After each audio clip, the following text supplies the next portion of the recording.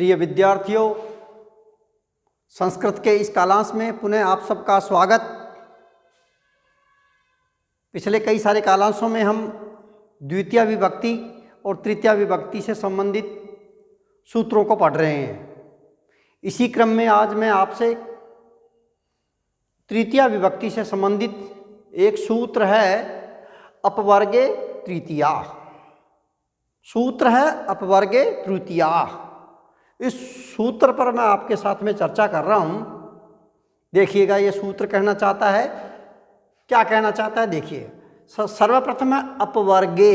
अपवर्ग अर्थात फल की प्राप्ति। कोई कार्य किया और उसमें फल की प्राप्ति हो जाए, वह है अपवर्ग। और जब फल की प्राप्ति हो तो उसमें तृतीय विभक्ति आती है। ये सूत्र ये कहना चाहता है। अर्थ सुनिएगा कि कार्य की सिद्धि अर्थात समाप्ति, कार्य समाप्त हो रहा हो का बोध कराने के लिए कालवाची मीन्स समयवाची और मार्गवाची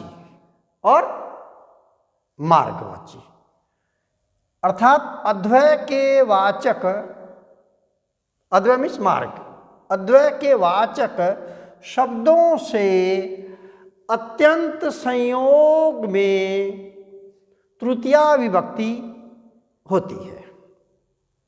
अर्थ पुनः सुनिए, क्या कि कार्य की सिद्धि अर्थात समाप्ति का बोध कराने के लिए कालवाची अर्थात समयवाची और मार्गवाची शब्दों से अत्यंत संयोग में तृतीय विभक्ति होती है।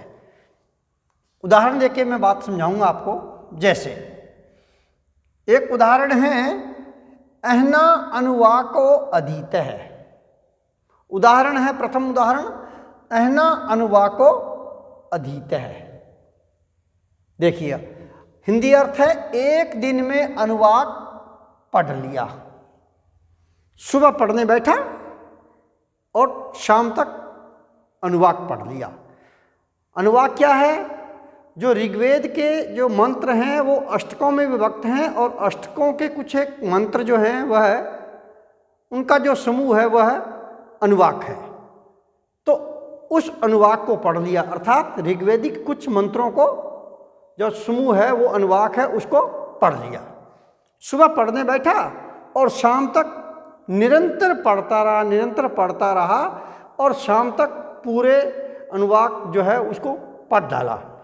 पढ़ ही नहीं डाला बल्कि फल की प्राप्ति भी होगी, क्या उसे याद भी कर लिया। ये है फल की प्राप्ति। तो मित्रों, यहाँ ये जो अहना शब्द है, अहना पद है, इस अहना पद में अहन शब्द दिया है, ठीक है। और अहन में तृतीय विभक्ति लगी है और तृतीय विभक्ति का एक वचन होता है अहना। तो यहाँ इस पद में तृतीय विभक्ति लगी है। कौन सूत्र से? अपवर्गे तृतीया। तो फल की प्राप्ति क्या होगी? उसको याद हो गया। सुबह पढ़ने बैठा, निरंतर पढ़ता रहा, कहीं भी उसमें आराम नहीं किया उसने, न उस कार्य को छोड़ा, निरंतर पढ़ता रहा, अत्यंत संयोग, निरंतर पढ़ता रहा और शाम तक उसको फल की प्राप्ति होगी। अर्थात पूरा का पूरा अनुवाक पढ़ लिया, पढ़ ही नहीं लिया बल्कि उसे वह याद भी हो गया। ये है फल की प्राप्ति। तो उक्त सूत्र से अहन शब्द में तृतीय विभक्ति आई और वाक्य बना अहना अनुवाको अधीत है।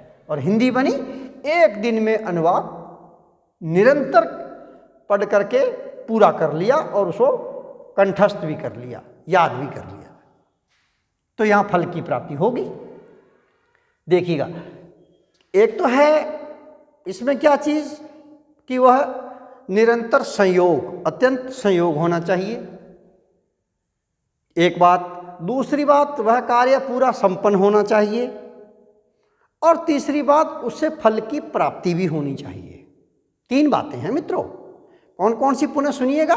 एक तो है निरंतर संयोग, सुबह उसने अनुवाक पढ़ना प्रारंभ किया, बीच में कहीं कोई रुकावट नहीं। दूसरी बात, वो अनुवाक पूरा हो गया, वह कार्य संपन्न हो गया। और तीसरा है फल की प्राप्ति होना। फल की प्राप्ति होना अर्थात वह उसे कंठस्थ भी हो गया। 3 बातें हैं उसके लिए।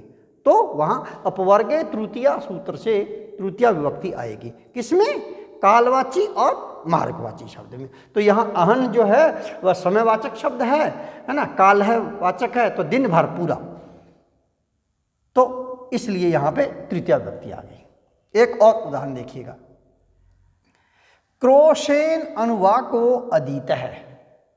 क्या? क्रोशेन अनुवाको अधीत है। एक कोश चलते चलते अनुवाक पढ़ लिया। क्या मित्रों? वह एक कोश चलते ही जा रहा है, चलते ही जा रहा है, चलते ही जा रहा है, कहीं कोई रुका नहीं, निरंतर संयोग है उसका, और अनुवाकों को पढ़ते ही जा रहा है, अनुवाक पढ़ते ही जा रहा है, वैदिक मंत्रों को पढ़ते ही जा रहा है, पढ़ते ही जा रहा है। और जब एक कोश पूरा हुआ तो निरंतर पढ़ते पढ़ते वह अनुवाक पूरा ही कर डाला, और फल की प्राप्ति भी होगी। फल की प्राप्ति क्या होगी? फल की प्राप्ति होगी वह पूरा का पूरा अनुवाक एक कोश के बाद उसे कंठस्थ भी हो गया, उसे याद भी हो गया। तो ये है मार्गवाचक शब्द। मार्गवाचक शब्द क्या है? क्रोश। तो इस क्रोश शब्द में तृतीया विभक्ति आने पर क्रोशेन बना। क्या आ गया? इसमें कौन सी विभक्ति आ गई? तृतीया विभक्ति आ गई। और सूत्र कौन सा है? अपवर्गे तृतीया, इस सूत्र से। तो वाक्य बना क्रोशेन अनुवाको अधीत है। एक कोश में अनुवाक पूरा का पूरा पढ़ लिया, पढ़ ही नहीं लिया बल्कि उसे कंठस्थ भी कर लिया। ये है सूत्र। देखिएगा एक और उदाहरण देखिएगा कि 10 वर्षों में अध्ययन समाप्त हो गया। कितने वर्षों में? वह 10 वर्ष निरंतर पढ़ता रहा, निरंतर पढ़ता ही रहा, पढ़ता ही रहा, और उसने जो अपना पूरा अध्ययन कार्य है, वो जो पूरी स्टडी थी, वो स्टडी पूरी कंप्लीट होगी उसकी। ये है उसको फल की प्राप्ति।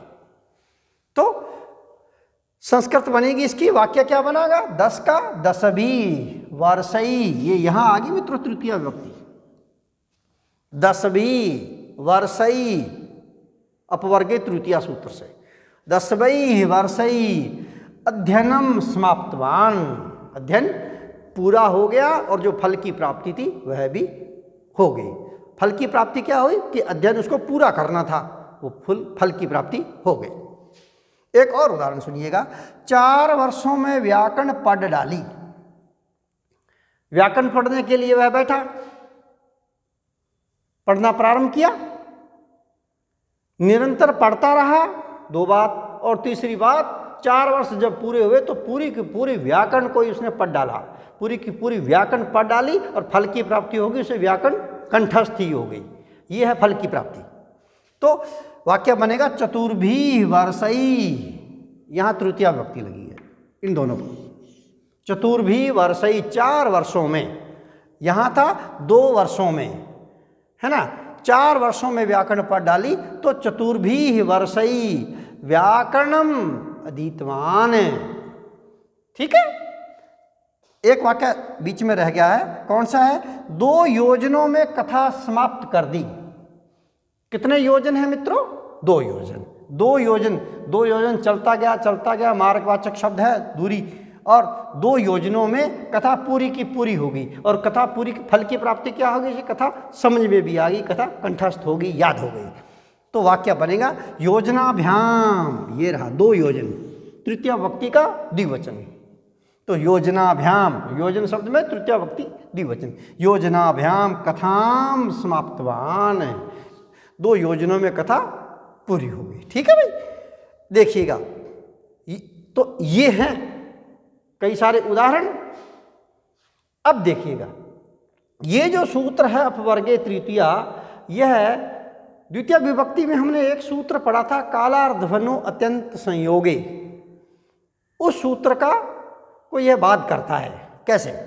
देखिएगा, वह सूत्र क्या कहना चाहता है कि निरंतर संयोग हो, यह भी कह रहा है निरंतर संयोग होना चाहिए। तो कालवाची और मार्गवाची शब्दों में कालार्धवनो अत्यंत संयोगे सूत्र से द्वितीय विभक्ति आती है, ठीक है। परंतु इसमें फल की प्राप्ति होना बताया नहीं गया है और इसमें फल की प्राप्ति होना बताया गया, ये दोनों में अंतर है। तो ये जो सूत्र है ये कालार्धवनो अत्यंत संयोगे सूत्र का अपवाद है। ये देखिए क्या कहना चाहता है कि यदि निरंतर कार्य करते हुए फल की प्राप्ति नहीं हो तो कालार्धवनो अत्यंत संयोगे इस सूत्र से कालवाची और मार्गवाची शब्दों में द्वितीय विभक्ति हो जाती है, जैसा कि हमने पिछले कालांशों में पढ़ा था।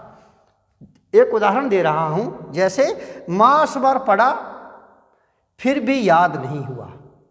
निरंतर संयोग क्या है, महीना भर पूरा पढ़ता रहा, पूरा लगातार 1 महीना पढ़ा, परंतु फल की प्राप्ति नहीं हुई, उसे याद नहीं हुआ, इसलिए अपवर्गे तृतीय यह सूत्र काम नहीं करेगा यहाँ पर, बल्कि कालार्धवनो अत्यंत संयोगे सूत्र से कालवाची और मार्गवाची शब्द जो है, ये कालवाची शब्द है मास, इसमें द्वितीय विभक्ति आ गई और वाक्य बनेगा मासम अधितो नायात है।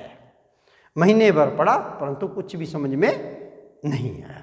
तो ये है मित्रों अपवर्गे तृतीय सूत्र। अगले कालांश में मित्रों मैं पुनः आपसे मिलता हूँ नया सूत्र लेकर के। जय हिंद, जय भारत।